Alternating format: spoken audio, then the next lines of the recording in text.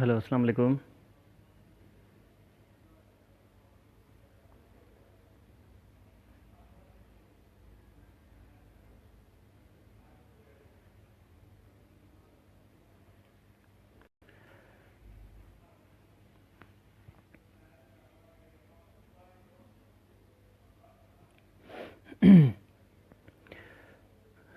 सबसे पहले तो मैं आपको बताता चलूँ कि यहाँ पे आज हम जमा हुए हैं पीसीएस, जिसको हम कंबाइंड कॉम्पिटिटिव एग्ज़ाम 2013 और 2018 का नाम दिया जा रहा है। और ये सिंध में हर तकरीबन 5 साल के बाद कंडक्ट किया जाता है। ये हमारी बड़ी एक अनफॉर्चुनेट कंडीशन है कि पंजाब में वो रेगुलरली होता है, केपीके में तकरीबन हर 2 साल में हो जाता है, लेकिन सिंध और बलूचिस्तान ये काफ़ी पीछे रह गए हैं इस मामले में। और ये वो एग्ज़ाम है जिसमें जो जो हाईएस्ट लेवल की प्रोविंशियल मैनेजमेंट में जो ब्यूरोक्रेसी है वो अपॉइंट होती है। और इसके पीछे बहुत सारे फैक्टर्स हैं।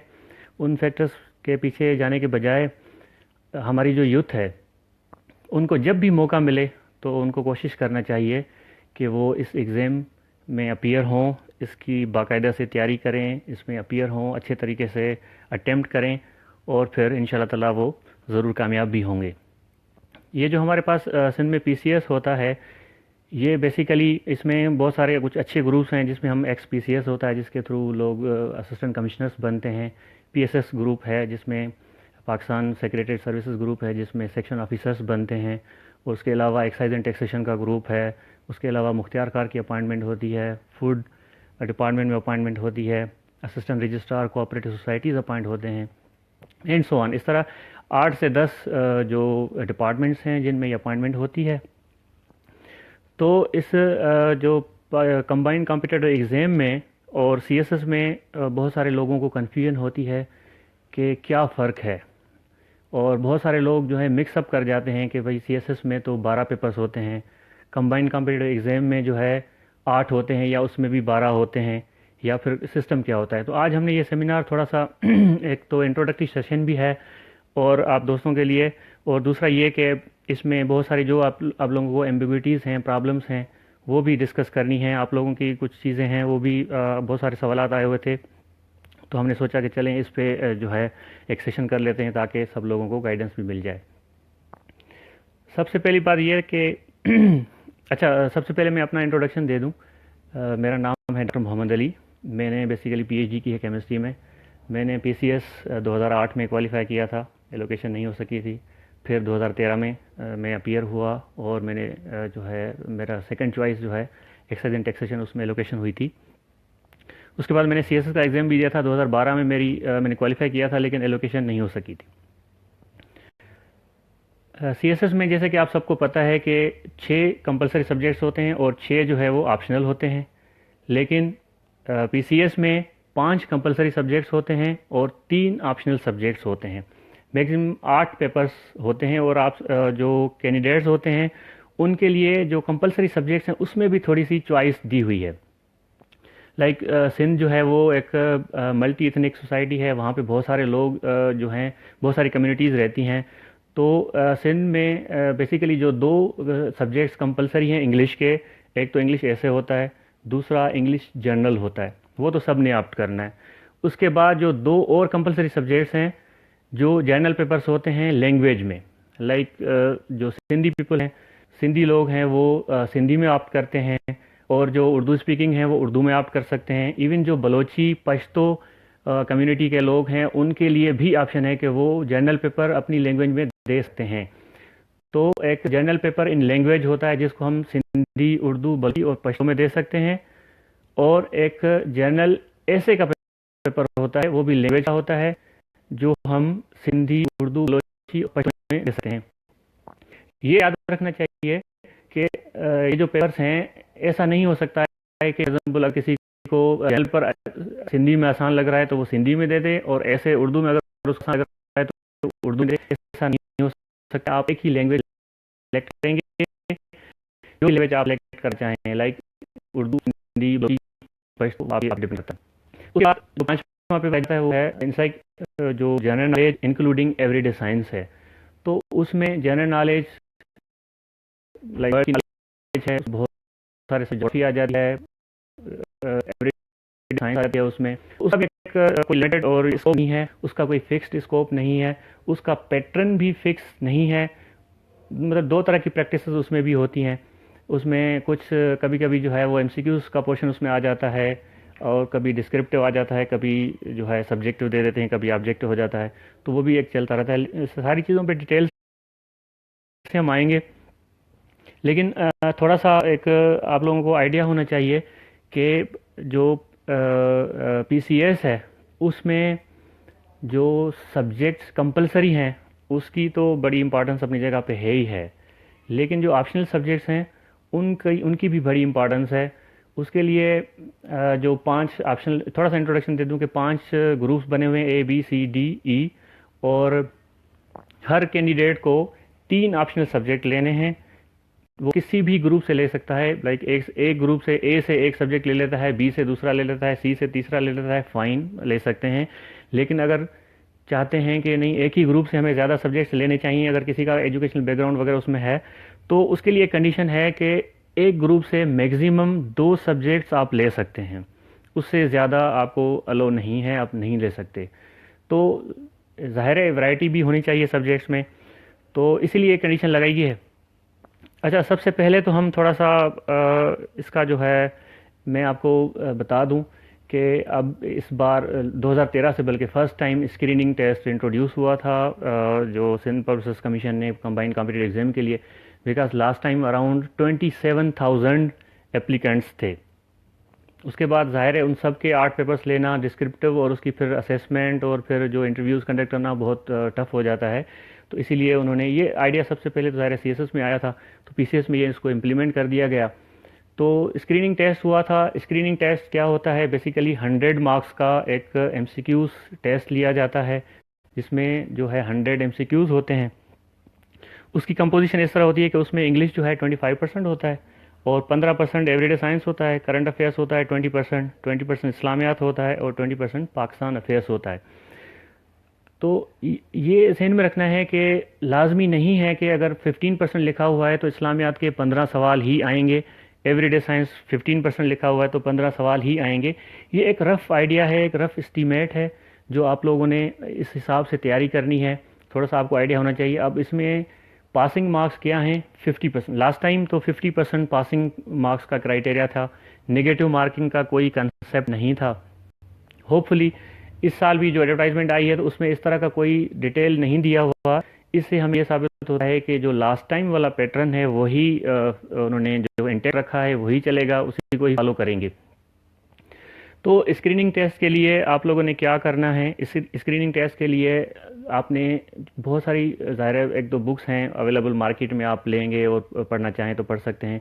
आप अगर चाहें तो इस्लामियात पे, पाकिस्तान अफेयर्स पे, एवरीडे साइंस पे, करंट अफेयर्स पे, हर एक पे सेपरेट बुक लेके पढ़ सकते हैं। लेकिन आपके पास इतना टाइम नहीं है, आपके पास सिर्फ 2 महीने हैं। उन 2 महीनों में आपने तैयारी करनी है। तो उसके लिए आपको ये ज़हन में रखना है कि कोई भी एक अच्छा सा जनरल नॉलेज का आप बुक ले लें, जिसमें पाकिस्तान अफेयर्स का पोर्शन भी हो, इस्लामियात का पोर्शन भी हो, करंट अफेयर्स का पोर्शन भी हो, और एवरीडे साइंस का उसमें पोर्शन भी हो। ऑब्वियसली इंग्लिश तो होगी, इंग्लिश आप कहीं से भी पढ़ सकते हैं। हो सकता है जीके के बुक्स में इंग्लिश का पोर्शन ना हो, तो इंग्लिश के लिए आप कोई भी एक जो उसकी बेसिकली ग्रामर यूज़ जो है होता है, कंपोजिशन है, वोकेबलरी है, वो आप कहीं से भी पढ़ सकते हैं, उसके लिए कोई इशू नहीं है। तो आप एक किताब ले लें। अब मेरी नज़र से बहुत सारी किताबें हैं जो मार्केट में अवेलेबल हैं, गुजरी हैं, तो मैं आपको सजेस्ट करना चाहूँ, अगर आप लोग बहुत सारे सवालात आए थे कि कौन सी बुक पढ़नी चाहिए, तो जितनी भी बुक्स अवेलेबल हैं मार्केट में, मुझे उनमें सबसे अच्छी जो है वो बुक लगी इंसाइक्लोपीडिया ऑफ जनरल नॉलेज, ये जो कारवान पब्लिशर्स की आती है, चौधरी अहमद नजीब की। वो बहुत अच्छी बुक है, उसमें सारे करंट अफेयर्स भी कवर किए हुए हैं, ईडीएस का भी बहुत अच्छा पोर्शन है, जनरल नॉलेज का भी है, जोग्राफ़ी और कंप्यूटर और बहुत सारी चीज़ें उसमें दी हुई हैं। उसमें आपने ये करना है कि जो सेक्शन है पढ़ें, मालूमात दी हुई है, उसके बाद एंड में सवाल पूछे हुए हैं, आप सवाल भी जो है अटेम्प्ट करें, जवाबात उनके देखें कि आपने जितना पढ़ा तो आपको वो चीज़ें रिटेन भी हो रही हैं नहीं है, या फिर आप उसको अगर रिपीट करना चाहें तो रिपीट भी आप कर सकेंगे अच्छे तरीके से। अगर मार्केट में ये चीज़ अवेलेबल नहीं है तो आप एक और काम कर सकते हैं, ever latest general knowledge by Suhail Bhatti publishers की, वो भी बड़ी अच्छी बुक है, वो मिल जाए, even who is who, what is what, जो कारवान वालों की आती है वो भी ऑलमोस्ट सेम है, उसी में इसी तरह की चीज़ें हैं, सारी चीज़ें कवर की हुई हैं, वो भी आप पढ़ के और ले पढ़ सकते हैं। इल्मी वालों का एक जनरल नॉलेज कैप्सूल आता है, उसमें एक फ़ायदा ये है, उसमें कोई सेक्शंस पर्टिकुलर नहीं है, उसमें एक मुख्तलिफ सारी बहुत सारी टेस्टें हैं, उसमें फिर वैरायटी बहुत है। एक सवाल जनरल नॉलेज का है, एक पाकिस्तान अफेयर्स का है, एक इस्लामियात का है, एक जोग्राफ़ी का है। तो आप वो पढ़ते जाएंगे तो आपको बहुत सारी मालूमात एट अ टाइम, बहुत सारे सेक्शंस आपके कवर होते जाएंगे, आप अच्छे तरीके से उसकी तैयारी कर सकते हैं, पढ़ सकते हैं। अब स्क्रीनिंग टेस्ट के लिए जो थोड़ी सी कुछ लोगों ने, दोस्तों ने कहा था कि टिप्स दें, तो स्क्रीनिंग टेस्ट में पहले जो 5 साल पहले, 8 साल पहले एग्ज़ाम्स होते थे, उसमें तो ये पूछा जाता था कि सबसे हाईएस्ट, सबसे लॉन्गेस्ट, शार्टेस्ट और जो है लार्जेस्ट, बिगेस्ट चीज़ जो है, या फिर आइलैंड, कोई सी पूछ लिया, कंट्री पूछ लिया, या कोई स्टेट, सिटी, कुछ भी पूछ सकते थे।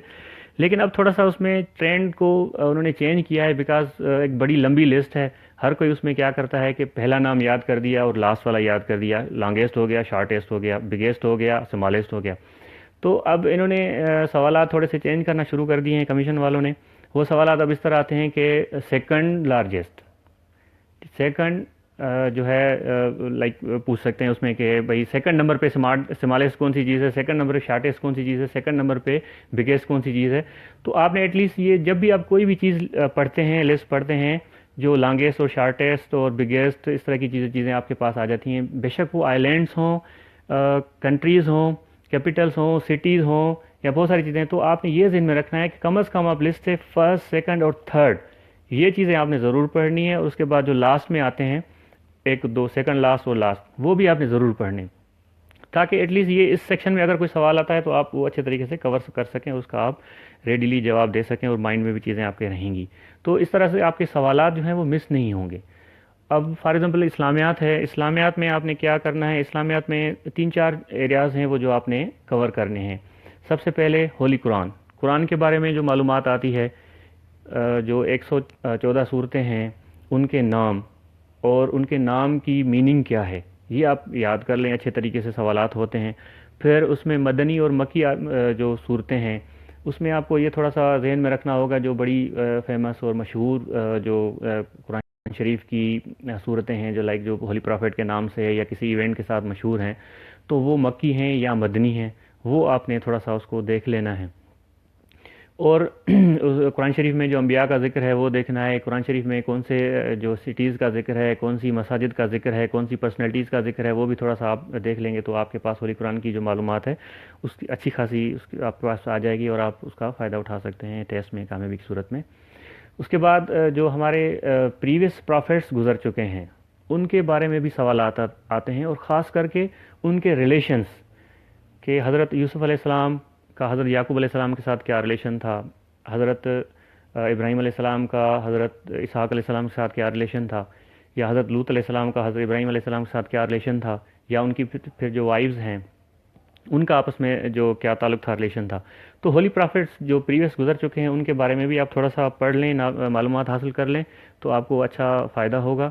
उसके बाद हमारे जो प्यारे नबी हैं होली प्रॉफिट हज़रत मोहम्मद मुस्तफ़ा सल्लल्लाहु अलैहि वसल्लम, तो उनकी लाइफ के जितने भी इवेंट्स गुज़रे हैं, उनकी जो फैमिली है उनके बारे में, और उनके जो असहाब हैं, कंपेनियंस हैं, उनके बारे में भी आप थोड़ी बहुत नॉलेज हासिल करना चाहते हैं, हासिल कर सकते हैं तो कर लें, बिकॉज इस्लामियात में सवालात इन्हीं पोर्शन से आते हैं। और उसके अलावा एक और चीज़ है, इस्लामिक जो बैटल्स हुई हैं, बैटल्स होली प्रॉफिट के दौरान के दौर में जो गज़वात और सरया हुई हैं वो, या फिर उसके बाद जो 4 बड़े जो खुलफा राशिदीन थे उनके दौर में जो लड़ाइयाँ हुई हैं, जंगें हुई हैं, वो भी आप पढ़ें तो उससे फ़ायदा होगा। उसके बाद उमैयाद और अगर अब्बासिद कैलिफेट है वो अगर नहीं भी पढ़ते हैं तो ऐसा उसका कोई इम्पेक्ट नहीं पड़ता। इस्लामियात के बाद अगर हम बात करते हैं पाकिस्तान अफेयर्स की, तो पाकिस्तान अफेयर्स में क्या सवालात आ सकते हैं या किस तरह के सवालात आते हैं। पाकिस्तान अफेयर्स में उमूमन जो पार्टीशन वाला पीरियड है उससे सवालात ज़्यादा आते हैं, कि पाकिस्तान की जो बड़ी हिस्ट्री है, बड़ी इंपॉर्टेंट है, उसके बहुत सारे लोग फेमिलियर भी होते हैं, क्योंकि ये हम जो ग्रेजुएशन तक बहुत सारे क्लासेस में पढ़ते आते हैं।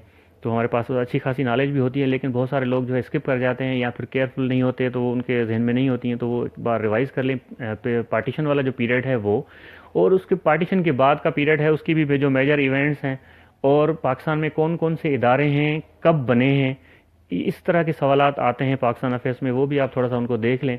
या फिर पाकिस्तान की जो बड़ी मशहूर इंपॉर्टेंट पर्सनैलिटीज़ हैं, बेशक वो हिस्टोरिकल हों, बेशक वो कल्चरल पर्सनैलिटीज़ हों, बेशक वो पॉलिटिकल फिगर्स हों, तो उनके हवाले से आपकी थोड़ी बहुत उनकी जो फेमस किस वजह से वो फेमस हैं और कब पैदा हुए या उनकी वफ़ात कब हुई, तो ये थोड़ा सा डेट्स वगैरह उनकी याद कर लेंगे तो ये आपको बड़ा अच्छा फ़ायदा होगा। उसके बाद इसमें जो एक और सेक्शन है करंट अफेयर्स का, उमूमन सिंध पब्लिक सर्विस कमीशन का ये ट्रेंड रहा है कि वो करंट अफेयर्स को बहुत ज़्यादा टच नहीं करते। करंट अफेयर्स से बहुत कम चीज़ें आती हैं, लेकिन इसका मतलब ये नहीं है कि हम इसको छोड़ दें और ये कभी भी नहीं आएगा और या फिर इस तरह होगा। तो ये किसी भी टाइम, किसी भी वक्त ये चीज़ तब्दील हो सकती है, करंट अफेयर्स आ सकते हैं। तो करंट अफेयर्स के लिए आप अगर डेली न्यूज़पेपर पढ़ सकते हैं तो अच्छी बात है, अगर नहीं पढ़ सकते हैं तो बहुत सारी वेबसाइट्स हैं, इंटरनेट पे अवेलेबल हैं, बहुत सारे मैगज़ीन्स हैं, जैसे जहांगीर वर्ल्ड टाइम मैगज़ीन है, या इस तरह के बहुत सारे मैगज़ीन्स हैं जिनमें वो मंथली करंट अफेयर्स देते रहते हैं। तो वहाँ से भी आप जो है करंट अफेयर्स की मालूमात लेके आप अपने पास से इकट्ठी करते जाएं, न्यूज़पेपर से पढ़ें, डान से पढ़ सकते हैं तो डान से आप वो करें, कलेक्ट करते जाएं, उसके बाद आप एट द एंड उसके पढ़ लें, स्टडी कर लें, तो आपको उसका भी बड़ा अच्छा फ़ायदा होगा। उसके बाद एवरीडे साइंस का जो सेक्शन है, एवरीडे साइंस में सबसे मोस्ट इम्पॉर्टेंट जो है वो सोलर सिस्टम है। हर बार सोलर सिस्टम से दो या तीन सवालात आ जाते हैं। अगर आप सोलर सिस्टम अच्छे तरीके से स्टडी कर लेते हैं तो उसमें भी आपको बड़ा फ़ायदा होगा। सोलर सिस्टम के बाद हमारा जो इन्वायरमेंट है, एटमॉस्फेयर है, उसके बारे में आप कर लें थोड़ा सा बेसिक। उसके बाद साइंटिफिक इन्वेंशंस हैं कि कौन सी इन्वेंशंस किस साइंटिस्ट ने की है, कब की है, वो थोड़ा सा उसका आइडिया होना चाहिए आपको। उसके बाद साइंटिफिक कुछ इंस्ट्रूमेंट्स हैं, तो कौन से इंस्ट्रूमेंट का काम क्या है, मतलब किस चीज़ के लिए इस्तेमाल होता है, वो आप थोड़ा सा पढ़ लेंगे, वो उसमें भी आपको फ़ायदा होगा, उसमें भी सवालात आते हैं। तो इस साइंस में थोड़ा सा बायो, फिज़िक्स, केमिस्ट्री, इन्वायरमेंट है हमारा, जोग्राफ़ी है, और कंप्यूटर की बेसिक नॉलेज जो है वो आपके पास होनी चाहिए, तो आपका ईडीएस का पोर्शन भी कवर हो जाएगा अच्छे तरीके से। अब इंग्लिश, इंग्लिश तो वैसे भी हर कोई पढ़ता रहता है, कोई भी एग्ज़ाम हो, सीएसएस हो, पीसीएस हो, इवन छोटा सा कोई टेस्ट भी हो, तो इंग्लिश तो बहुत ही कॉमन है और मस्ट है। अब इंग्लिश के लिए तो सबसे ज़्यादा जो इम्पोर्टेंट चीज़ है वो वोकेबलरी है। तो वोकेब पे आप जितनी तवज्जो दे सकते हैं दें, अच्छी बात है। वोकेबलरी आप सारे न्यूज़पेपर पढ़ेंगे, वहाँ से भी आपके पास आएगी, कोई नई बुक पढ़ेंगे, साइंस की हो, बेशक जनरल नॉलेज की हो, उसमें भी नए टर्म्स और काफ़ी सारी चीज़ें आपके सामने आएंगी, तो आप नोट करते जाएं, उनको आप रिपीट करते जाएं, पढ़ते जाएं। और वोकेबलरी याद बहुत मुश्किल होती है, बहुत सारे लोगों को ये प्रॉब्लम होती है कि वोकेबलरी को याद किस तरह किया जाए। तो वोकेबलरी के लिए एक बहुत सारे जो वोकेबलरी बिल्डर्स और इस तरह के बुक्स भी मिलती हैं, आप वो भी यूज़ कर सकते हैं। लेकिन जो एक वर्ड है इंग्लिश का, अगर उसको आप तोड़ के मॉर्फोलॉजी के हिसाब से पढ़ना चाहें तो वो बहुत अच्छा होता है और लफ्ज़ आपको बहुत सारे याद रह जाते हैं। तो उसको अगर तोड़ दें हिस्सों में, फिर आपको उनकी जो सफिक्सेस और प्रीफिक्सेस होती हैं उनकी उस तरह से भी याद रखा जा सकता है बहुत सारे वर्ड्स को, और फिर इस तरह इजी हो जाता है कि आप किसी भी वर्ड में से आप उसकी मीनिंग जो है गैस कर सकते हैं, याद कर सकते हैं। अच्छा, कुछ दोस्तों ने ये पूछा था कि लास्ट टाइम जो 2013 में पीसीएस हुआ था, कम्बाइंड कॉम्पिटिटिव एग्ज़ाम हुआ था, तो उसमें जो स्कोरिंग ट्रेंड और सब्जेक्ट सिलेक्शन और ऑप्शनल्स के हवाले से बहुत सारे सवालात आए थे।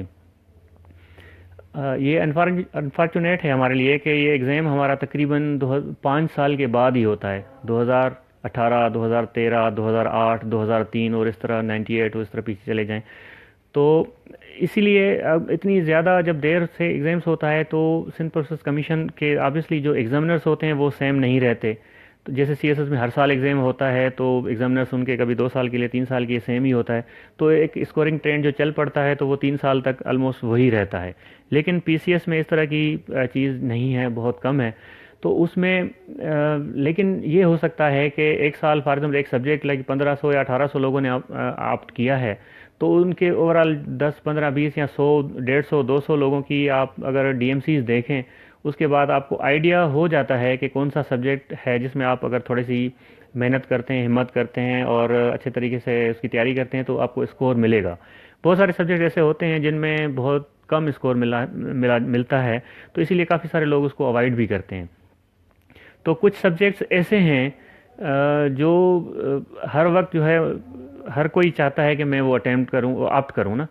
तो इसलिए अगर फॉर एग्ज़ाम्पल हम देखा जाए, इस्लामियात का सब्जेक्ट है, इस्लामियात से बहुत सारे लोग ऑलमोस्ट सारे ही फेमिलियर होते हैं, क्योंकि उन्होंने ग्रेजुएशन तक इस्लामियात पढ़ी हुई होती है, हर एग्ज़ाम के लिए इस्लामियात वो पढ़ रहे होते हैं, तो वो इस्लामियात ऑप्ट करते हैं। अब इस्लामियात भी अच्छा सब्जेक्ट है, उसमें भी अच्छा स्कोर आता है, लेकिन थोड़ा सा वो एक टेक्निकल सब्जेक्ट है। उसमें काफ़ी सारी चीज़ें ऐसी हैं जिनको सपोर्ट करने के लिए आपको जो कुरान शरीफ की आयतें और जो हदीस हैं उनसे उनकी हेल्प लेनी पड़ेगी, वो आपको याद करनी पड़ेंगी, मेमोराइज़ करनी पड़ेंगी, वो कोट करनी पड़ेंगी। तो अगर एक कोई कैंडिडेट वो नहीं करता तो ऑब्वियसली उसका स्कोर लो आएगा, फिर बाद में ये कहेगा कि इस्लामिया तो अच्छा सब्जेक्ट था, स्कोरिंग सब्जेक्ट था, लेकिन फिर भी मेरा स्कोर नहीं आया। तो इस तरह की चीज़ें होती हैं। कुछ सब्जेक्ट्स टेक्निकल होते हैं, कुछ सब्जेक्ट जो हैं जनरल होते हैं, बहुत ही जनरल होते हैं, उसमें आप अपना जनरल ओपिनियन और जनरल व्यू दे देते हैं तो भी बहुत अच्छा हो जाता है। लाइक सोशलॉजी का सब्जेक्ट है, जर्नलिज्म में कुछ क्वेश्चन ऐसे आ जाते हैं, आईआर में कुछ सब्जेक्ट ऐसे, कुछ क्वेश्चन ऐसे आ जाते हैं कि बहुत ही जनरल होते हैं। अगर उनका आप अपना जनरल ओपिनियन जो आपने न्यूज़पेपर्स में इधर उधर पढ़ा हुआ है वो आप लिख देते हैं तो भी कामयाबी हो जाती है, बहुत अच्छा स्कोर आता है।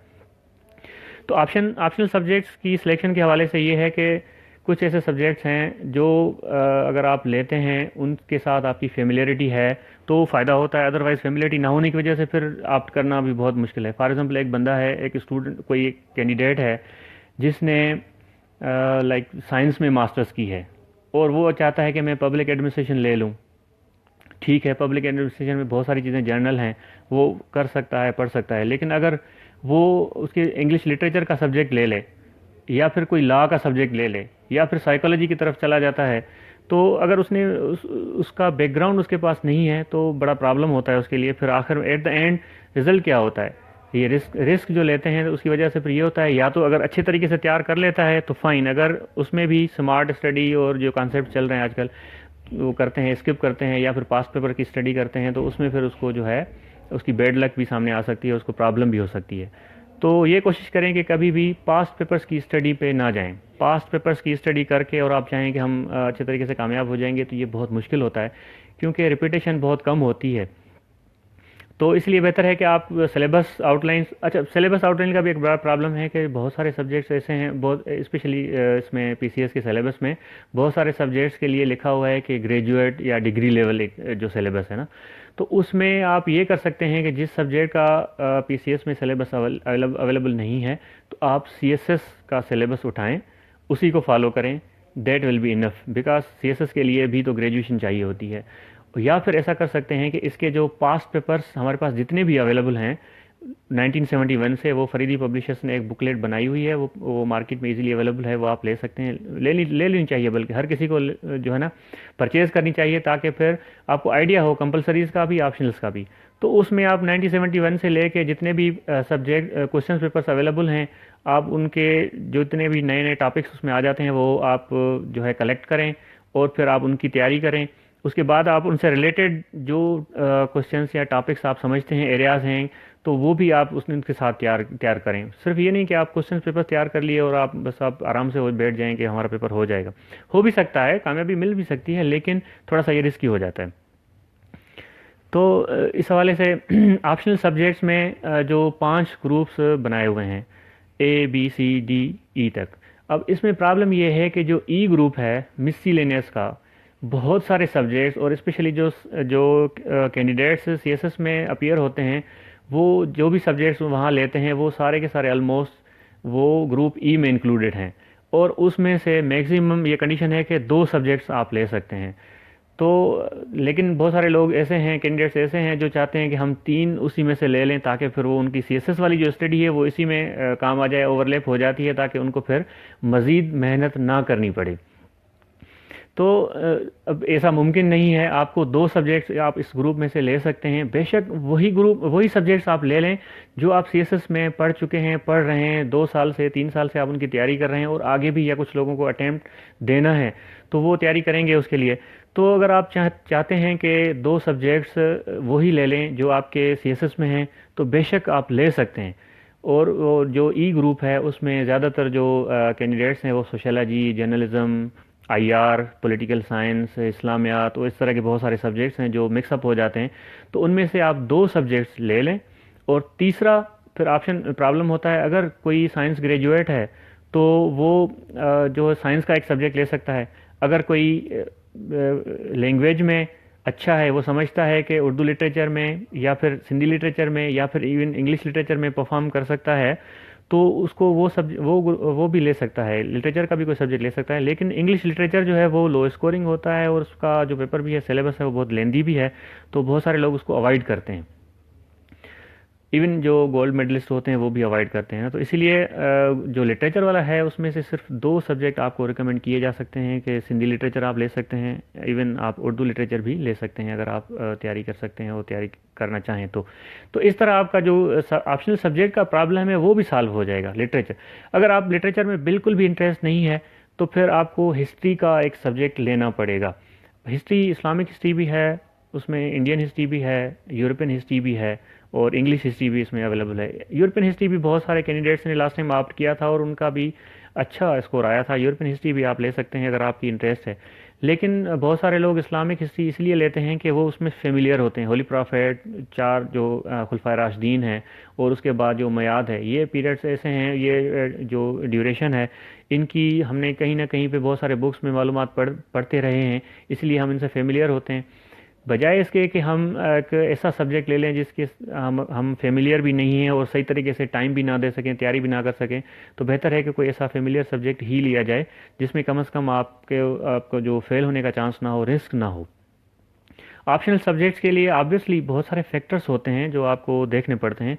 आपका एजुकेशनल बैकग्राउंड होता है, आपका किसी भी पर्टिकुलर सब्जेक्ट के लिए एप्टीट्यूड होता है, वो भी बहुत ज़रूरी होता है।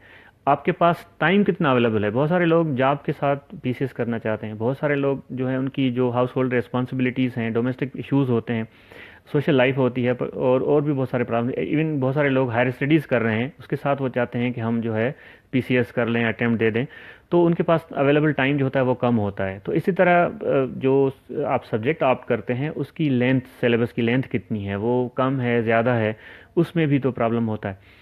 तो इन सारी चीज़ों को नज़र में रखते हुए अब हर एक फैक्टर हर सब्जेक्ट पे अप्लाई करके देखेंगे तो आपका रिज़ल्ट, आप प्रॉब्लम हो जाएगा, आप सब्जेक्ट सिलेक्शन कर नहीं सकेंगे। तो इसमें ये कर सकते हैं हम कि सारी चीज़ों को, इन सारे फैक्टर्स को मद्देनज़र रखते हुए मैंने जो एक लिस्ट दी थी, ग्रुप पे भी अवेलेबल है, ऑप्शनल सब्जेक्ट्स की, वो आप बेशक ले लें विदाउट एनी सेकंड थाट। लेकिन उसमें आप ये चीज़ ज़रूर रखें कि अगर आपका प्रीवियस बैकग्राउंड उन सब्जेक्ट में है या फिर आपका एटलीस्ट एप्टीट्यूड हो, तो ये दो चीज़ें, टाइम आपको निकालना पड़ेगा। ज़ाहिर है स्टडी है, कंपटीशन है, और जहाँ पे 2013 में 27,000 एप्लीकेंट्स थे, तो आप जो है अज्यूम करें, सपोज़ करें कि 2018 में वो नंबर बढ़ भी सकता है, प्लस 30,000 प्लस कैंडिडेट्स होंगे। तो स्क्रीनिंग टेस्ट में लास्ट टाइम तो 3,375 लोग पास हो सके थे, क्योंकि अचानक से था, बिल्कुल बहुत सारे लोगों को आइडिया नहीं था कि स्क्रीनिंग टेस्ट कैसा आएगा और होगा भी नहीं होगा, बहुत सारे लोग उसमें प्रॉब्लमेटिक था उनके लिए। लेकिन अब सबको पता है, 2013 में 14 में स्क्रीनिंग टेस्ट हुआ है, 5-4 साल गुजर गए हैं, अब हर जो इवन ग्रेजुएट है उसको पता है कि पीसीएस का एग्ज़ाम होगा, उसमें स्क्रीनिंग टेस्ट होगा। तो बहुत सारे कैंडिडेट्स उसके लिए अच्छे तरीके से तैयारी भी कर रहे हैं और अच्छी बात है, कंपटीशन बढ़ेगा। लेकिन ये है कि पासिंग मार्क्स अगर 50% है तो अब नंबर ऑफ़ कैंडिडेट्स जो डिस्क्रिप्टिव पार्ट के लिए, रिटन पार्ट के लिए क्वालिफाई करेंगे, वो शायद 5,000 से बढ़ जाए या फिर 6,000 से भी बढ़ सकता है। इस सूरत में फिर जो है नेगेटिव मार्किंग का भी ऑप्शन उनके पास मौजूद है, या फिर जो कट ऑफ है वो आगे भी बढ़ा सकते हैं, ये भी चीज़ें मौजूद हैं। लेकिन फिर भी आपने कम से कम जो है 60% मार्क्स लेने के लिए तो आपको तैयारी करनी पड़ेगी। और जो एरियाज़ हमने यहाँ पे डिस्कस किए हैं, बताए हैं, आप उन पर थोड़ा सा फोकस कर लेंगे तो आपका स्क्रीनिंग टेस्ट उसमें अच्छे तरीके से हो जाएगा। उसके बाद जो ऑप्शनल सब्जेक्ट्स की मैं लिस्ट की बात कर रहा था, उसमें Islamic history part 1, Islamic history part 2, Indian history part 2, Urdu जो उर्दू का है, मतलब history of Urdu literature, history of Sindhi literature, इस्लामियात है, सोशलॉजी है, जर्नलिज्म है, पब्लिक एडमिन है, इवन जो क्रिमिनल लॉ है, और उसके बाद पब्लिक एडमिन है, साइकोलॉजी है। ये कुछ ऐसे सब्जेक्ट्स हैं जो बहुत ही स्कोरिंग है, और अच्छे तरीके से अगर आप अटेम्प्ट करते हैं, प्रॉपर तरीके से अटेम्प्ट करते हैं, तो आपका स्कोर अच्छा आ सकता है, अच्छा आ जाएगा। अच्छा, स्कोरिंग के हिसाब से कुछ लोग ये भी कहते हैं कि भाई हर पेपर 150 मार्क्स का है, को कितना स्कोर आए कि बंदा उसको कहे कि ये अच्छा स्कोर है। कुछ लोगों के ख्याल में अगर 120 130 प्लस स्कोर मिलता है तो ये स्कोरिंग सब्जेक्ट है। कुछ लोग कहते हैं कि 100 मार्क्स अगर किसी सब्जेक्ट में आउट ऑफ 150 आ जाते हैं तो ये स्कोरिंग सब्जेक्ट है। तो अब ये डिपेंड करता है हर किसी पे, लेकिन अगर किसी भी सब्जेक्ट में 100 प्लस आपके मार्क्स आ जाते हैं तो हम उसको स्कोरिंग सब्जेक्ट कंसीडर करते हैं। बिकॉज़ लास्ट ईयर का जो हमने रिज़ल्ट देखा है उसमें हमने ये देखा कि जो रिटन स्कोर था उसमें हाईएस्ट मार्क्स जो आए थे वो आए थे 642 मार्क्स जो हैं वो आउट ऑफ 900 स्कोरिंग जो मार्क्स थी वो आई थी रिटन में। उसके बाद इंटरव्यू में जो हाईएस्ट मार्क्स जो रिज़ल्ट से हमें पता चला, हमने देखी, वो थी 248 आउट ऑफ 250। तो इंटरव्यू में भी अच्छा स्कोर किया जा सकता है, लेकिन जो रिटन पोर्शन है, आप जितनी अच्छी कोशिश करेंगे और जितना ज़्यादा आप कोशिश करें रिटन में आपका स्कोर अच्छा आ जाए, उतनी आपकी जो है प्रोबेबिलिटी है वो बढ़ जाती है। इंटरव्यू बिकॉज 5 या 10 मिनट का या 15 मिनट का होता है, उसमें फिर परफॉर्मेंस कभी अच्छी भी हो सकती है, वो इंसान का वक्त होता है और उस वक्त अच्छा परफॉर्म कर लेता है तो अच्छा है, अदरवाइज़ जो है फिर प्रॉब्लम भी होती है। लेकिन रिटन में जो है आपके पास 8 पेपर्स हैं, आपको वैरायटी ऑफ सब्जेक्ट्स है, आप उनमें अच्छे परफॉर्म कर सकते हैं। तो लास्ट टाइम जो एलोकेशन के हवाले से ये था कि जो लास्ट टाइम एलोकेशन रूरल और अर्बन के हिसाब से होती है। जो लास्ट टाइम टॉपर था इसका वो अर्बन से था, और अर्बन में जो फर्स्ट पोजीशन आई थी इसमें पीसीएस 2013 में, उनकी जो असिस्टेंट कमिश्नर बने थे उसका रिटन स्कोर 624 था, 624, और उनका इंटरव्यू का स्कोर था 183। तो उनका जो टोटल स्कोर बना था वो बना था 807। तो ये अर्बन का स्कोर। उसके बाद जो रूरल एरिया में फर्स्ट पोजीशन आई थी उनका रिटन का स्कोर था 611, और इंटरव्यू में उनका स्कोर था 178। तो टोटल उनका स्कोर बना था 789। तो आप ये जहन में रख लें कि 900 रिटन का स्कोर और 250 जो है वो इंटरव्यू का स्कोर है, ये मिलाते हैं तो 1150 हो जाता है। उसमें से 807 जो है वो हाईएस्ट आया था, और उसके बाद इस तरह एलोकेशन असिस्टेंट कमिश्नर की जो सीटें थी 45, उसके बाद एक्साइज एंड टैक्सेशन ऑफिसर्स की सीटें थी 27, फिर सेक्शन ऑफिसर्स की सीटें थी 110। तो फर्स्ट जो सेक्शन ऑफिसर्स में, अच्छा इसके साथ मैं ये भी बता दूं कि जो लास्ट सीट एलोकेशन हुई थी असिस्टेंट कमिश्नर की वो रूरल में हुई थी। 591 उनका रिटन का स्कोर था और 134 उनका इंटरव्यू का स्कोर था। टोटल 725 पे लास्ट जो है वो रूरल एरिया की जो सीट असिस्टेंट कमिश्नर की वो एलोकेट हुई थी। इसी तरह अगर हम अर्बन एरिया की बात करते हैं तो अर्बन में 513 रिटन का स्कोर था और 164 इंटरव्यू का। तो टोटल 677 मार्क्स पे लास्ट असिस्टेंट कमिश्नर की सीट गई थी अर्बन एरिया में। अब ज़ाहिर है अर्बन एरिया में कंपटीशन बहुत कम होता रहा है अभी तक, बिकॉज़ ये कि नंबर ऑफ़ कैंडिडेट्स अप्लाई करते भी बहुत कम है। बिकॉज़ जो सिटीज़ के लोग होते हैं उनके यहाँ बहुत सारे कॉन्सेप्ट्स होते हैं। मैं आज कोशिश करता हूँ कि उनको भी वो क्लियर कर लूँ कि उनके यहाँ सबसे पहला जो वो होता है कि ये जो जॉब्स हैं वो कराची वालों को नहीं मिलेंगी या अर्बन एरियाज़ को नहीं मिलेंगी, ये जो सिंधी हैं उनके लिए हैं। ऐसा कुछ भी नहीं है। ये जॉब्स जो हैं बेसिकली कॉन्स्टिट्यूशन के हिसाब से जो एक कोटा बनाया हुआ है उसमें डिवाइडेड होती हैं 60% रूरल एरियाज़ की, बिकॉज उनकी पॉपुलेशन ज़्यादा है, और 40% जो है वो अर्बन एरियाज़ के लिए होती हैं। तो अब अर्बन एरियाज़ में कौन से आते हैं? सिंध प्रोसेस कमीशन के हिसाब से कराची आता है, हैदराबाद आता है, उसके बाद सखर का जो है वो अर्बन एरिया आता है। तो ये एरियाज़ हैं जो इवन लाड़काना का भी जो म्यूनसिपालिटी है सिटी का वो भी उसमें आ जाता है अर्बन एरियाज़ में। तो ये अर्बन एरिया होता है। उसके बाद बकाया पूरा जितना भी सिंध है वो सारा का सारा जो है वो रूरल एरिया में आता है। अब सीट्स की एलोकेशन इसी हिसाब से होती है। अब रिटन का एग्ज़ाम, इंटरव्यू की मार्क्स टोटल जमा होती हैं, कैंडिडेट्स की चॉइस दी हुई होती हैं। लाइक 7 किस्म की पोस्टें हैं, असिस्टेंट कमिश्नर हैं, सेक्शन ऑफिसर्स हैं, एक्साइज एंड टैक्सेशन ऑफिसर्स हैं, और असिस्टेंट डिस्ट्रिक्ट फूड कंट्रोलर्स हैं, और इसी तरह लेबर ऑफिसर्स होते हैं, असिस्टेंट डायरेक्टर, बहुत सारी चीज़ें, बहुत सारी पोस्ट होती हैं। अब इसमें कुछ पोस्टें ऐड भी हो सकती हैं, ज़्यादा भी हो सकती हैं, कम भी हो सकती हैं, क्योंकि एक लेंदी प्रोसेस है, तो इसमें ये चीज़ें ऐड हो सकती हैं। तो ये जो अर्बन एरियाज़ के कैंडिडेट्स होते हैं उनमें कंपटीशन इस तरह का था कि लास्ट टाइम अर्बन एरिया की के टोटल 135 कैंडिडेट्स थे। तो इस हिसाब से एक सीट पे दो कैंडिडेट्स compete कर रहे थे। रिटन के बाद की मैं बात कर रहा हूँ, स्क्रीनिंग में तो बहुत सारे होंगे लेकिन वो फिर शेड हो गए। तो जो रूरल एरियाज़ के लिए सीटें थी उनमें 529 कैंडिडेट्स थे, मतलब हर सीट पे 5 कैंडिडेट compete कर रहे थे इंटरव्यू के वक्त। तो रूरल एरिया में बहुत ज़्यादा कंपटीशन होता है, अर्बन में कंपटीशन कम होने की वजह से फ्री होता है कि लो स्कोर वाले भी एलोकेशन हो जाती है। जैसे सेक्शन ऑफिसर्स की हम बात करते हैं, तो सेक्शन ऑफिसर्स में जो हमारा रूरल एरिया है उसमें जो फर्स्ट सीट गई थी एलोकेट हुई थी 716 मार्क्स पे, और जो उसमें फिर जो और इवन जो रूरल एरिया है उसमें लास्ट सीट वो गई थी 543 पे। लास्ट सेक्शन ऑफिसर्स की जो सीट हुई गई थी वो 543 ओवरऑल स्कोर है, रिटन प्लस इंटरव्यू का मिला के। तो रूरल अर्बन एरिया में कंपटीशन बहुत कम है, और अगर हम पूरी जितनी भी सीट्स थी 227 जो एलोकेट हुए थे उनमें रूरल एरिया की जो लास्ट सीट गई थी वो 630 पे गई थी, और जो अर्बन एरिया है उनकी लास्ट सीट गई थी 590 पे। ठीक है, तो ये आप थोड़ा सा जहन 500 से बल्कि कम पे गई थी, 570 पे गई थी।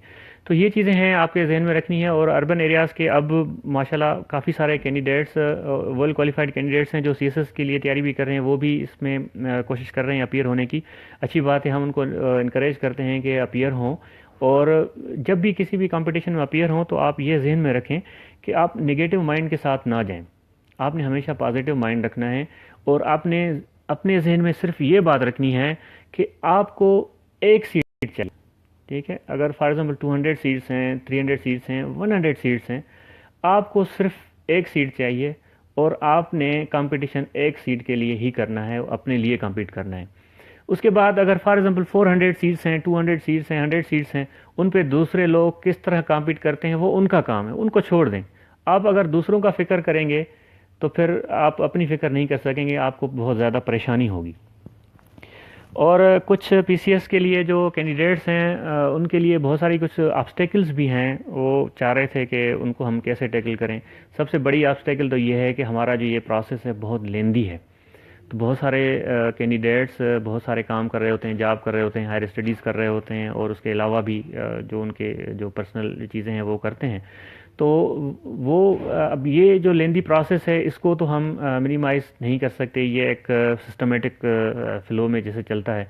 लेकिन इस बार ये हुआ है कि एडवर्टाइजमेंट के फ़ौरन बाद 2 महीने बाद स्क्रीनिंग होगा, उसके फ़ौरन 4 महीने बाद जो है वो रिटन का पोर्शन हो जाता है, उसके बाद फिर 4 या 6 महीने में रिज़ल्ट आ जाएगा तो इंटरव्यू। तो होपफुली अब ये प्रोसेस जो है आहिस्ता आहिस्ता जो है सिस्टमेटिक वे में हो जाएगा। हर साल नहीं सो हर साल नहीं तो कम से कम हर दूसरे साल जो है पीसीएस का जो इनेकाद है वो मुमकिन हो सकेगा।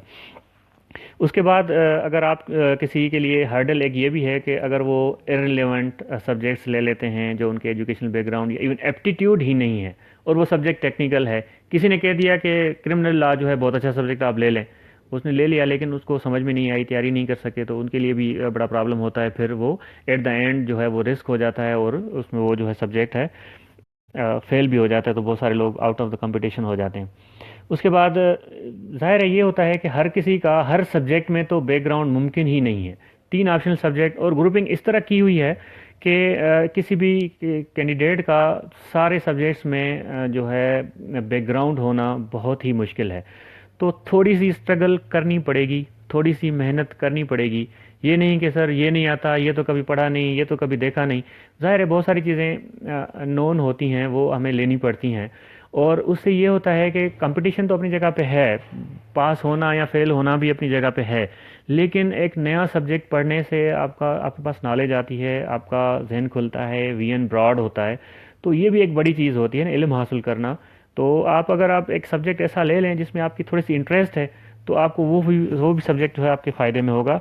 और आप कोशिश ये करें कि जो एक माइंड सेट है कि जो है ये सीट हमें नहीं मिल सकती, मेरिट नहीं होता, ये नहीं होता है, वो नहीं होता, आप इन सारी चीज़ों से निकल आएँ, इन सारी चीज़ों से निकलें। अगर ये सिस्टम में प्रॉब्लम्स हैं तो ये प्रॉब्लम्स हर जगह हो सकते हैं, हर जगह होते भी हैं, कहीं पे ज़ाहिर हो जाते हैं, कहीं पे ज़ाहिर नहीं भी हो सकते। तो ये चीज़ें आप इग्नोर कर लें। आप सिर्फ अपने जो आपके जो आपका जो काम है वो पढ़ना है, एग्ज़ाम्स की तैयारी करें, अच्छे तरीके से तैयारी करें, अपीयर हों, और इंशाल्लाह ताला अल्लाह ताला आपको कामयाबी भी देगा। इसके अलावा अगर आपकी कोई चीज़ें हैं, कुछ सवालात आए हुए हैं, तो मैं कोशिश करूँगा कि वो सवालात देखूँ और फिर आपको जो है आंसर करूँ। अच्छा, कुछ लोग पूछ रहे हैं कि स्क्रीनिंग टेस्ट में क्वालिफ़िकेशन के लिए कितने मार्क्स चाहिए होंगे। तो स्क्रीनिंग टेस्ट में पास होने के लिए जो प्रीवियस क्राइटेरिया था वो 50 था। आउट ऑफ 100 आपने 50 मार्क्स लेने हैं क्वालिफाई करने के लिए। और स्क्रीनिंग टेस्ट के जो एरियाज़ मैं बता चुका हूँ पहले भी, दोबारा मैं आपको रिपीट कर देता हूँ कि जो है सबसे पहले इंग्लिश का पोर्शन है वो आपके पास तकरीबन 25% का है। उसके बाद आपके पास 15% जो है वो आपकी जो करंट अफेयर्स से, 20% जो है पाकिस्तान अफेयर्स से, 20% इस्लामियात से, 20% जनरल नॉलेज आपके पास आ जाती है। तो ये मिला के 100% बनते हैं। तो आप एक कोई भी जनरल नॉलेज की अच्छी सी बुक लेके आप उसी से अच्छे तरीके से तैयारी कर सकते हैं, पढ़ सकते हैं, और इंशाल्लाह ताला आप कामयाब भी हो सकते हैं। हाँ, और जब फॉर्म फिल करने के हवाले से कुछ सवालात आ रहे हैं, तो इसमें ये इसका पूरा प्रोसीजर मैंने दिया हुआ था, मैंने फोरम पे भी और जो व्हाट्सएप एक दो ग्रुप थे उनमें भी शेयर किया था, तो अब फिर भी शेयर कर देंगे। अब आपने ये ज़हन में रखना है कि ये जो 6 या 7 किस्म की पोस्टें आई हैं वो सब एक ही इम्तिहान के तहत होंगी। उन सब के लिए एक ही फॉर्म फिल होगा, एक ही चालान होगा, एक ही ऑनलाइन फॉर्म फिल होगा, और स्क्रीनिंग टेस्ट भी एक होगा, आपका रिटन टेस्ट भी एक होगा, और इंटरव्यू होगा। तो ये सारे जो स्क्रीनिंग टेस्ट क्वालिफाई करेंगे उनका रिटन टेस्ट लिया जाएगा, 8 पेपर्स होंगे, उनको अपीयर होना पड़ेगा, टाइम टेबल मिलेगा। उसके बाद जो क्वालिफाई करेंगे इंटरव्यू देंगे, तो रिटन के मार्क्स, इंटरव्यू के मार्क्स मिला के एक मेरिट लिस्ट बनेगा, आपकी चॉइस के हिसाब से फिर डिपार्टमेंट्स मिलते जाएंगे। अब 7 पोस्टों के लिए, 6 पोस्टों के लिए 6 डिफरेंट चालान जमा कराने की कोई ज़रूरत नहीं है, ठीक है। उसके बाद ऑनलाइन अप्लाई करने में ये प्रोसेस है कि आप सिंध पब्लिक सर्विस कमीशन के वेबसाइट पे जाएं, वहाँ पे अप्लाई ऑनलाइन का एक पोर्टल पूरा सा ऑप्शन दिया हुआ है, वहाँ पे क्लिक करें, आप रजिस्टर करें अपने एनआईसी से, वो जो डेटा आप पूछ रहे हैं वो दें। उसके बाद आप जैसे ही लॉगिन करेंगे तो वहाँ पे आपके 3-4 सेक्शंस हैं, आप अपनी पर्सनल उसमें मालूमात देंगे, आप अपनी एजुकेशनल बैकग्राउंड जो है वो फिल करेंगे, मैट्रिक, इंटरमीडिएट और ग्रेजुएशन, मास्टर्स है तो मास्टर्स भी बेशक आप लिख सकते हैं। और उसके बाद जो सर्विस का प्रोफाइल है, अगर कोई कुछ कैंडिडेट्स इन सर्विस हैं तो वो भी अप्लाई कर सकते हैं, इसमें वो लिख भी सकते हैं डिटेल। और इसमें ये जो सर्विस कैंडिडेट्स होते हैं उनको फ़ायदा ये होता है कि अगर उनकी पहले कोई सर्विस है 1, 2, 3 या 5 साल या इवन 8 साल, तो वो उनकी कंटिन्यू हो जाती है। दूसरा, अगर सर्विस अपनी आप मेंशन करते हैं तो उसको ये फ़ायदा होता है कि आप डिपार्टमेंट से आप एनओसी ले लेंगे, तो इंशाल्लाह अगर आप क्वालिफाई हो जाते हैं तो फिर आपका जो डिपार्टमेंट है, प्रीवियस डिपार्टमेंट, वो आपको रिलीव कर सकता है। अगर आप उनको बगैर बताए आप जो अप्लाई कर देते हैं और सिलेक्शन भी हो जाती है, तो फिर वो आपको रिलीव नहीं करेंगे, तो भी प्रॉब्लम होती है। आप वहाँ से रिज़ाइन करते हैं तो भी एक बड़ी प्रॉब्लम होती है कि आपकी जो पिछली सर्विस होती है वो सारी जो है वो ड्रेन में चली जाती है, उसका कोई फ़ायदा नहीं होता है, वेस्ट हो जाती है। तो ये एक बड़ा फ़ायदा है इसमें कि आप थ्रू प्रॉपर अप्लाई करते हैं, अच्छी बात है। और एज रिलैक्सेशन, अब उसके लिए भी एक बड़ा प्रॉब्लम है एज के लिए, कि एज की कैलकुलेशन सितंबर में क्यों है, जबकि एडवर्टाइजमेंट जो है फरवरी में आया है, उसका लास्ट डेट जो है वो मार्च में है, और इसकी जो कैलकुलेशन है एज की और क्वालिफिकेशन की वो सितंबर में क्यों है। तो ये जो सिविल सर्वेंट्स की रिक्रूटमेंट रूल्स हैं 1976, आप वो उठा के देखें। मेरे पास तो पीसीएस का 2008 का सिलेबस भी पड़ा हुआ है, 2013 में जो उन्होंने दिया वो भी पड़ा हुआ है। उसमें क्लियर लिखा हुआ है कि जो एडवर्टाइजिंग ईयर होगा उसमें जिसमें भी एडवर्टाइजमेंट आती है तो क्वालिफिकेशन 1 सितंबर के हिसाब से कैलकुलेट की जाएगी। लेकिन 2008 में या 2013 में ऐसा नहीं हुआ था। 2013 में ऐसा हुआ था, उससे प्रीवियसली ऐसा नहीं होता था। तो इस बार कमीशन ने वो जो रूल्स हैं उनको स्ट्रिक्टली फॉलो करना शुरू किया है। तो एडवर्टाइजमेंट तो है, अब लेट हो गई, जो भी प्रोसेस था एडवर्टाइजमेंट अभी आ गई, लेकिन एज रिलैक्सेशन, एज की कैलकुलेशन, क्वालिफिकेशन, उन सब की जो कट ऑफ डेट है वो उन्होंने जो 1 सितंबर रखी हुई है, तो उस हिसाब से आप देख लें, अगर जिनकी जो एज है वो 21 से 30 तक होती है तो वो एलिजिबल हैं, अप्लाई कर सकते हैं 1 सितंबर तक। और उसके बाद जो कैंडिडेट्स जिनकी 4 साल की कंटिन्यूस सर्विस है किसी प्रोविंशियल या फेडरल गवर्नमेंट में, तो उनको रिलैक्सेशन हासिल है, वो 35 ईयर्स तक अप्लाई कर सकते हैं। लेकिन उसमें आपने ये ज़हन में रखना है कि जो ऑटोनॉमस बॉडीज़ हैं, जैसे वापडा है, पीआईए है, या फिर इस तरह के जो ऑटोनॉमस ऑर्गेनाइजेशंस हैं, उनको ये एज रिलैक्सेशन, यूनिवर्सिटीज़ हैं, तो उनको एज रिलैक्सेशन हासिल नहीं है, वो क्लेम नहीं कर सकते।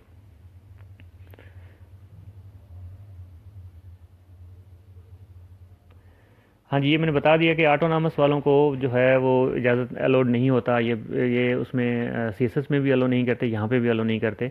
तो जो प्रोविंशियल गवर्नमेंट्स और इवन फेडरल गवर्नमेंट है, वहाँ पे जो भी लोग काम करते हैं उनको एज रिलैक्सेशन मिलती है, वो क्लेम कर सकते। और 4 साल की जो रूल है, ये इसकी मैंने भी स्टडी की है कि काफ़ी सारे लोग कहते हैं कि सीएसएस में 2 साल सर्विस की कंडीशन है, तो पीसीएस में 4 साल की क्यों है।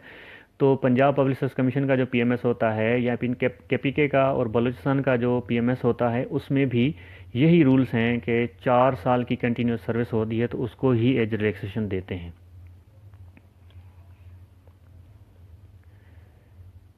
तो आई होप के बहुत सारी चीज़ें जो हैं वो डिस्कस हो चुकी हैं, आपके जितनी कुछ क्वेरीज़ थी उनके मैंने आंसर्स दे दिए हैं।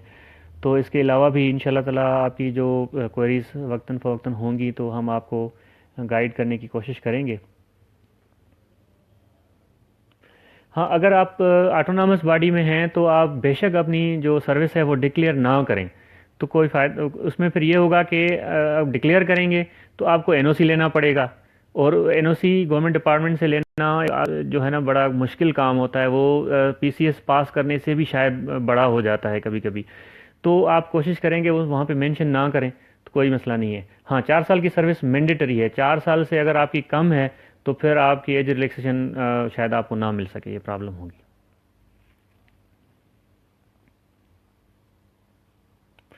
ऐसे के लिए नॉर्मली देखा जाए तो मार्केट में कोई अच्छा कोई ख़ास बुक अवेलेबल नहीं है, लेकिन वो अपडेटेड नहीं होते। ज़ाहिर है, ऐसी चीज़ है, ऐसे टॉपिक्स होते हैं कि उसमें आपको बहुत सारे फैक्ट्स एंड फिगर्स अपडेटेड चीज़ें देनी पड़ती हैं। तो मार्केट में आपको अगर कोई अवेलेबल है, या फिर कोई ऐसा ऐसा इदारा है जिसने कोई एसएस के हवाले से बुक पब्लिश की हुई है, या फिर जो सीएसएस के कैंडिडेट्स होते हैं या क्वालिफायर्स होते हैं वो अपने एसएस जो होते हैं लिखते हैं, वो भी आप रेफ़र कर सकते हैं।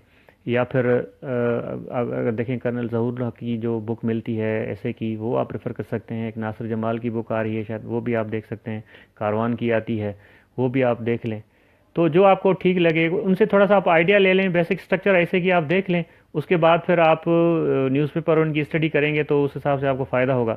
तो ये जो डिस्क्रिप्टिव पार्ट होगा उसके लिए फिर हम बाद में एक सेशन कर लेंगे, उसके हिसाब से फिर हम डिस्कस कर लेंगे। So best of luck. इंशाल्लाह ताला अल्लाह ताला आपको कामयाबी दे। आप बिल्कुल एक पॉजिटिव माइंड के साथ एग्ज़ाम के लिए जाएं, अपीयर हों, और कोई भी क्वेरीज़ आपको प्रॉब्लम्स होते हैं तो आप डिस्कस कर लिया करें, बजाय इसके कि आप परेशान होके और मायूस होके बैठ जाएं। तो इंशाल्लाह ताला अल्लाह ताला आपको कामयाबी देगा। मेरी दुआएं और रहनुमाई आपके साथ है। अल्लाह हाफ़िज़।